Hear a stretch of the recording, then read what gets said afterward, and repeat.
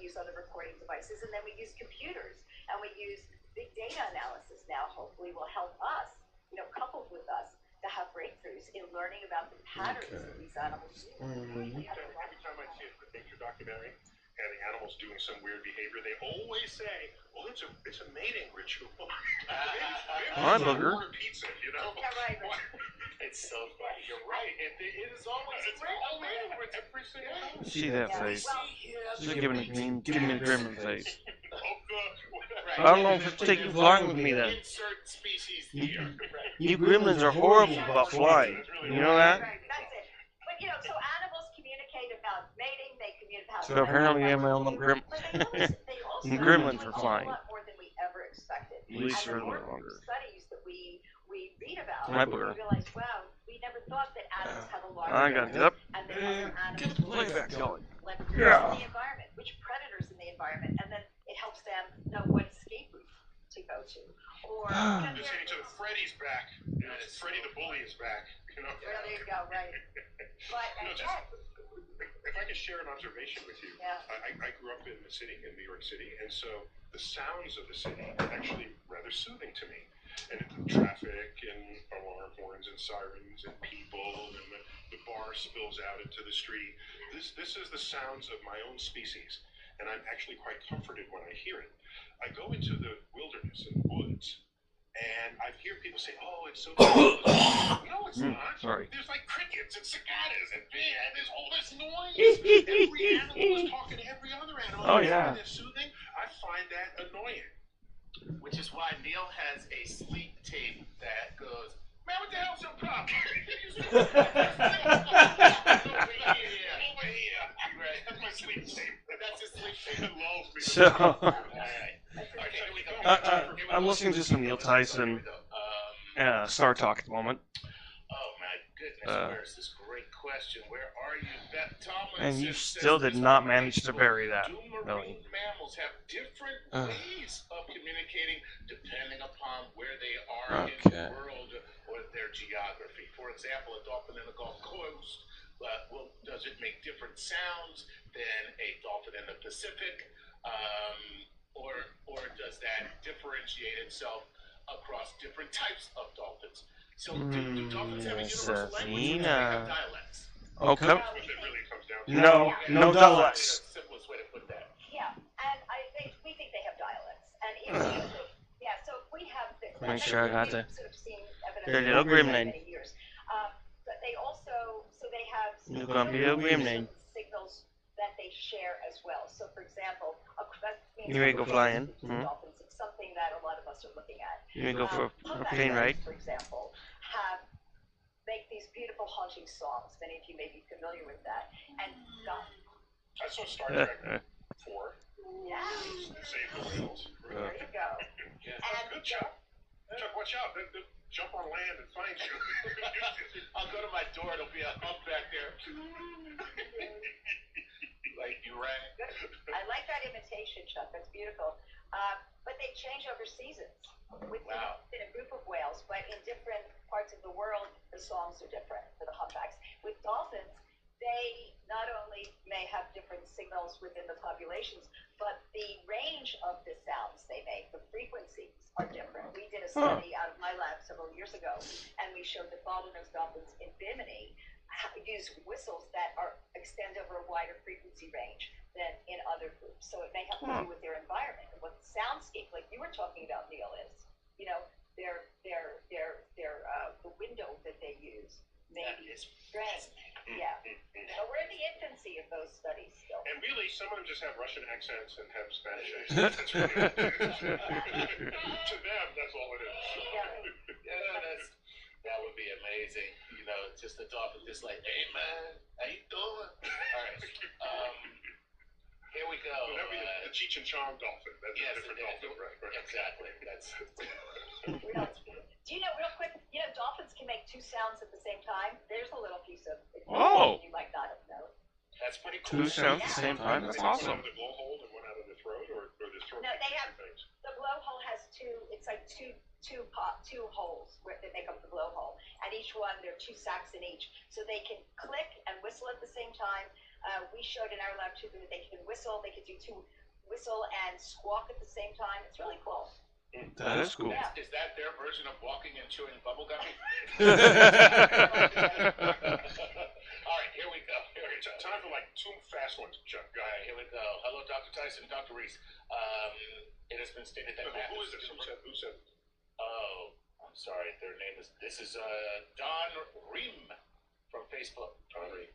Yes, and Don says this. It is said that math is the universal language, which is the basis of which the numerals 0 through 9. The origins of that number system has to do with the digits that we carry on our hands. Would an intelligent species share our same mathematics even if they had a different amount of digits or no Probably digits not. at all? I can comment on that. I don't know. Can dolphins count? Yeah, there's been evidence that they can track numbers of items, and they can discern quantity differences. Several Yeah, items. and that's really all that counts. That's really all that counts. Yeah, Correct. where That's all store that the counts. food. The base system you use actually doesn't matter if you It keep doesn't. track of a number. Right. And what we presume in my field is, since any other number-based got that. system would be arbitrary, based on Right. 12 fingers, 10 fingers, 6 fingers, if you were going to communicate, you would de-arbitrarize it and just use base 2, which is the smallest base you can use where you can meaningfully count. And so base 2, that's why all computing is base 2. There's one reason for that. Zeros and ones. So you'd say, no matter how many fingers you had, let's use base 2. And that would be the fallback for what this would be. Yeah. So Chuck, we have time for one more. Just last one. All right, this is Russia. Chakhadi. Oh, I am flying 400 miles an Hi, hour Dr. already. Tyson, Dr. Reese, They greetings just from fucking move. India. Right. Have we really been able to comprehend fully the ways animals communicate among one another, truly owing centuries of evolution and sustaining very many calamities under the water? Their communication would have been more complex for even the human brain to understand. So, is it the fact that they've been here a lot longer than we have? Could that mean that they're speaking in a language that we're incapable of comprehending? We're just too stupid to figure it out. Right. We are not very far ahead with that, I have to say. So I tend to agree. I think we don't know how complex it is the best way I can say it. It may be quite complex. It's a challenge for us to decode. People have tried for a long time. We're still trying, but I think we still have a long way to go. We're clearly communicating. As Carl Sagan famously said, we judge animals by how well they can communicate with us, with a dolphin can, but we never judge ourselves for how well we can speak dolphin. Yeah, I actually think dolphins, I have to say, I think dolphins have come a bit further than we have in terms of figuring it out. Excellent. And just to take us out, I think that the whale has the biggest mammal brain. The elephant brain is pretty big as well. Where's the elephant on the Encephalization quotient. Yeah. The encephalitis quotient. It sounds bad when you say it that way. I know. Anything with an itis is bad, but go on. Yeah, right. So the elephant brain is about similar in relative size to its body as a great ape brain. Great ape brain. So great apes' brains relative to the size of the body are about 2.3. Remember, dolphins are about 4.2, humans are 7, elephants are about 2.3. And Diane, it does sound like you guys invented this EQ to give more credit to these other mammals, because for the longest while we all grew up, it was humans have the largest brain relative to our body weight to any animal, even dolphins, right? So any other animal would look at humans as having these stupidly large heads, right, compared to our bodies. So then you come up with this other measure, which is what is the minimum brain to run the body? Anything in excess of that, that's really your intelligence. Exactly. Well, it at least gives us an idea it gives us a comparison. Okay, it doesn't mean it equates with intelligence. Is there any animal whose brain is not big enough to control its own body? I don't know of that. I have no idea. I think most animals are controlling their body in some way. Really, you got it there, Neil. Okay, so the ratio I can know Yeah, I'm sorry. I know some people who I don't think are controlling their own bodies, but I'm not directly related to brain size. So the ratio can never get less than 1 on that Well, scale. one is what people know. Right. Okay. Just checking it. Diana, it's been great to have Yeah, you shouldn't eat that, Gremlin. Thought about, but never had an expert to anchor us. And so, Chuck, as you said earlier, we got to do this again. We got to. Yeah. I bet we have many, many more questions we didn't even get to. Yeah, they were great questions. Thanks so much for having me, and thanks everybody out there. Excellent, excellent. So, Dan Reese, and again, your book, give us the title of that again. It's called The Dolphin in the Mirror. The Dolphin in the Mirror. Let's look for that. And Chuck, always good to have you. Always good to be here. All right, this has been Star Talk Cosmic Queries, the interspecies communication edition. I'm Neil deGrasse Tyson, your personal astrophysicist, bidding you to keep looking up.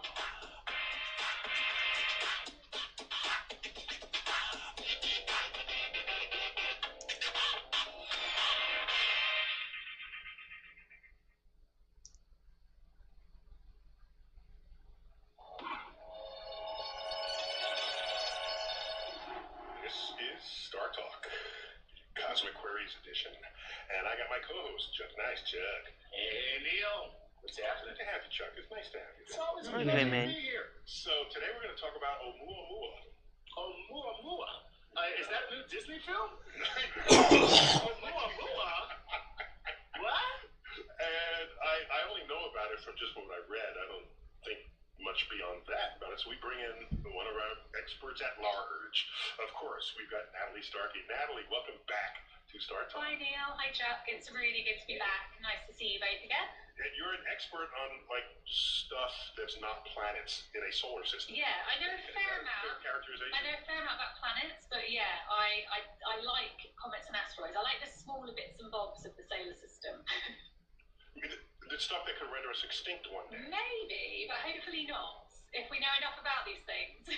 So if there's a comet, Natalie, headed towards Earth, that's not good for you if that happens. No, that wouldn't be great. But actually, it would be if we could divert it away from Earth and then get a sample of it and bring it back to all the scientists who want to study these things. Then that would be great. Wow, so you're going beyond Bruce Willis. You don't just want to save the Earth. You want to get some science done. Why not? You know, we might as well.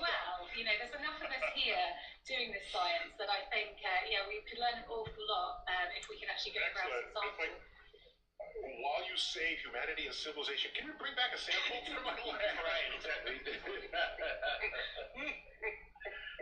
Bit of a different movie. That's a different movie. That's a completely different movie. Yeah. So, Natalie, you have the title of cosmochemist. Yes. I didn't even know you could have that title.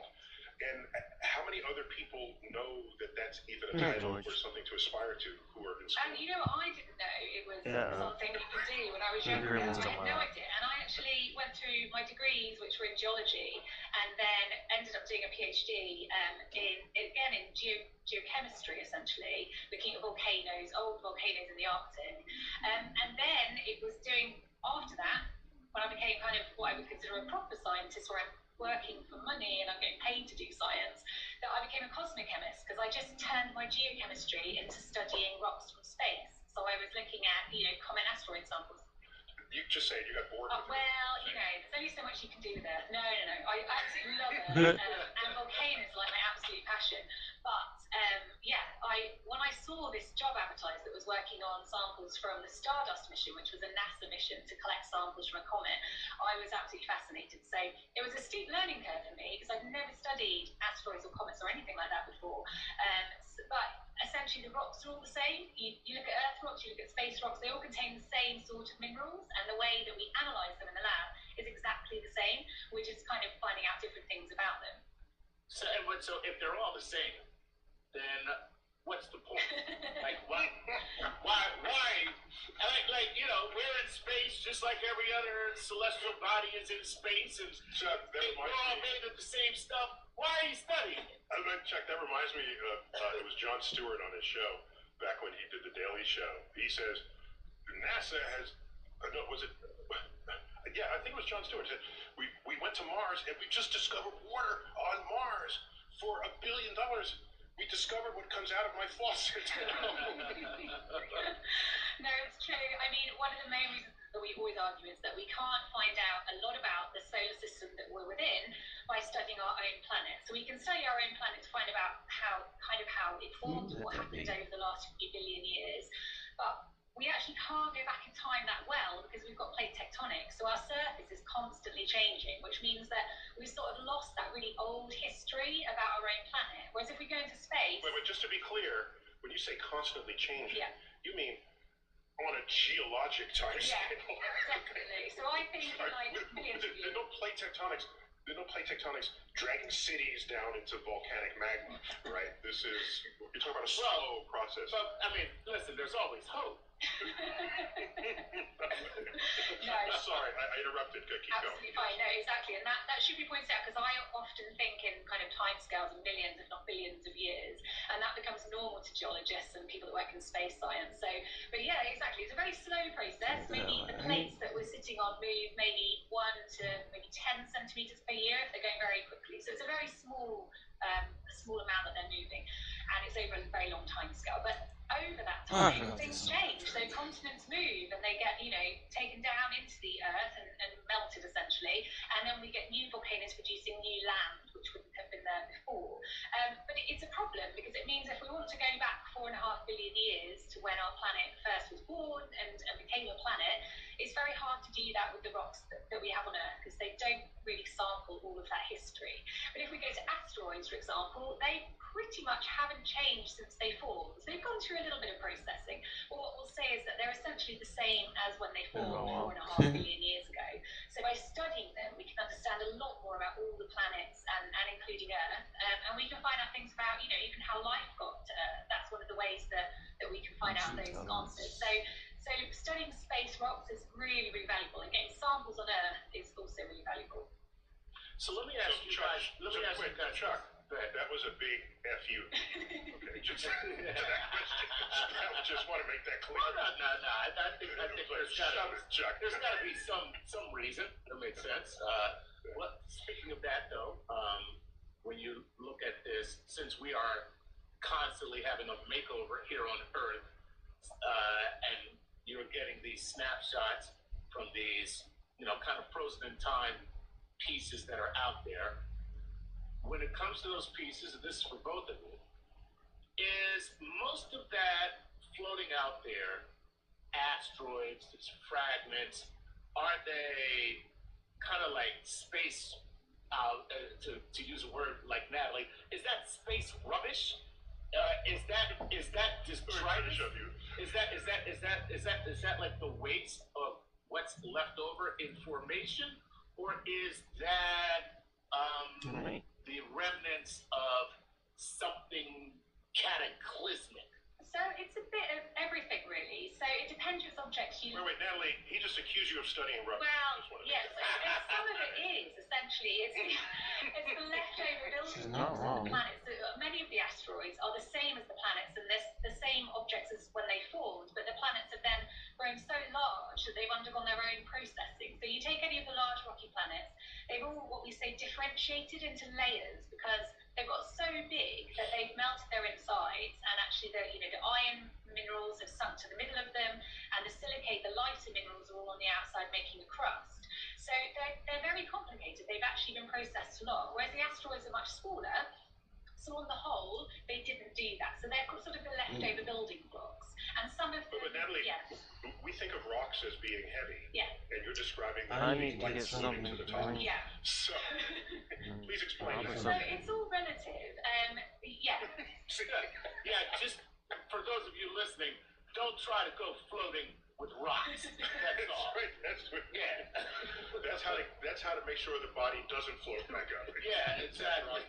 And it's one of the reasons we're on the surface, in fact, because, if you go to the centre of our planet, which you can't do physically, but we know what's down there by studying rocks from space and by using geophysics and earthquakes to figure out what's down there, we know the centre of our planet is very dense. It's made of iron and nickel, so it's very dense and heavy. And then as you move outwards, you get lighter and lighter elements as you go, and then you eventually get to an atmosphere, which is obviously made of a very light elements like oxygen and nitrogen and things like that. Now that happens on almost every planet that you find. So there's definitely this kind of. That's not what I want to watch. Watch what I want to watch. Watch, listen.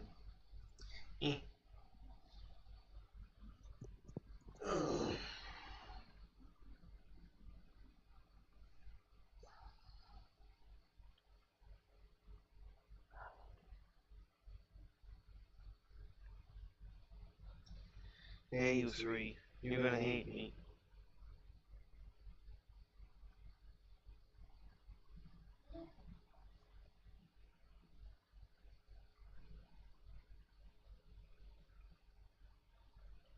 They really are stuck on. What time is it? It is 5 o'clock. No, a couple hours. I got to bring in Mystique.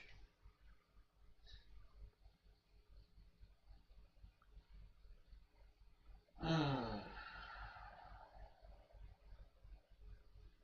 need to get up. But I don't want to.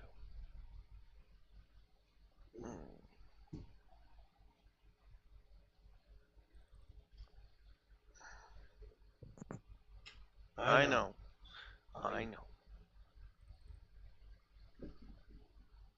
George.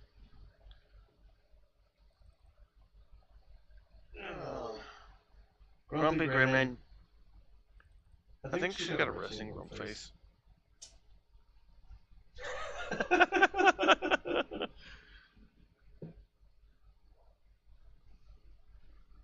Oh, be nice, mister.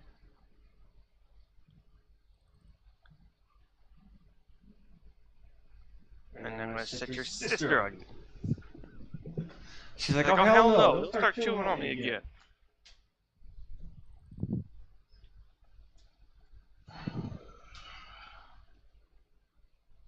I gotta get this up there so they don't jump on my keyboard. Because they will certainly jump on the keyboard. Okay. Are you holding down the fort, George? Are you holding down the fort?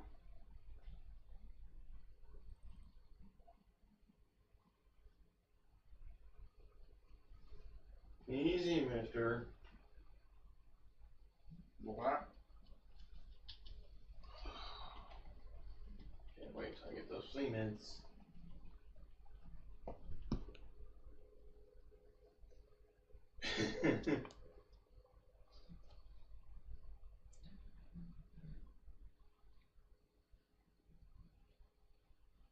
Grumpy Gremlin.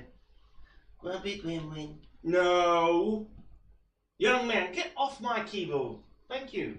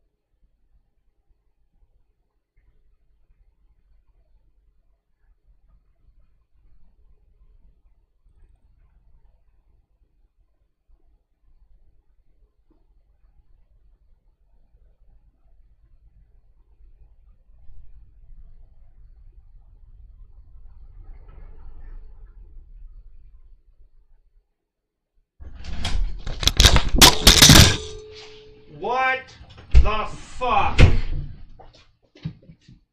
Why are we throwing my camera off of the computer? What makes us think this is okay?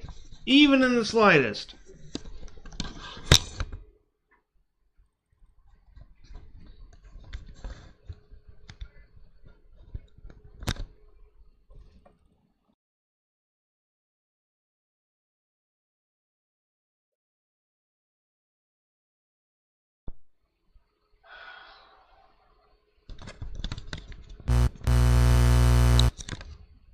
This is not okay behavior from any of you.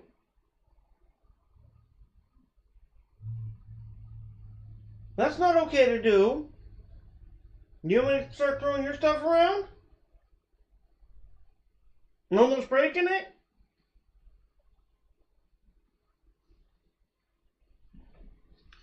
It's not nice. Don't be little assholes.